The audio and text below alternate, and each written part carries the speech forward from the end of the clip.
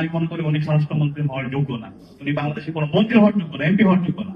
যে কথা দিয়েছেন আপনাদের নেতা বাংলাদেশ সরকারের মাননীয় প্রধানমন্ত্রী জনাব তারেক রহমান, তিনিও গণভোটে হায়ের পক্ষে বলেছেন এবং আমরা সবাই গণভোটে হায়ের পক্ষে বাংলাদেশের প্রতিটি প্রান্তরে আমরা ক্যাম্পেইন করেছি। এবং সালাউদ্দিন সাহেব যখন বলেন এই গণভোটের যে 4টা প্রশ্ন ছিল সেটা নাকি ওনার বুঝতে অনেক সময় লেগেছে, ওনার বুঝতে যদি অনেক সময় লাগে তাহলে আমি মনে করি উনি স্বরাষ্ট্রমন্ত্রী হওয়ার যোগ্য না। উনি বাংলাদেশে কোনো মন্ত্রী হওয়ার যোগ্য না, এমপি হওয়ার যোগ্য না।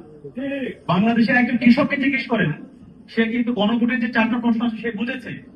সে রাষ্ট্র সংস্কার চায়, সে 72-এর যে ফ্যাসিবাদী সেই সংবিধান সেটা পরিবর্তন চায়, সেটা সংস্কার চায়। সে বিচার বিভাগের স্বাধীনতা চায়, সাংবিধানিক প্রতিষ্ঠানগুলো সে সংস্কার চায়। সে চায় না বাংলাদেশে আর কখনো আইন আগর তৈরি হোক। সে চায় না বাংলাদেশে কখনো আবার সেই ফেসিবাদে আমাদের যে নির্বাচন হয়েছে সেই নির্বাচনগুলো আবার অনুষ্ঠিত হোক। সবাই চায়। তাহলে সে একজন কৃষক যদি বুঝতে পারে তাহলে কেন ওনারা বুঝেও না বুঝার ভান ধরছে?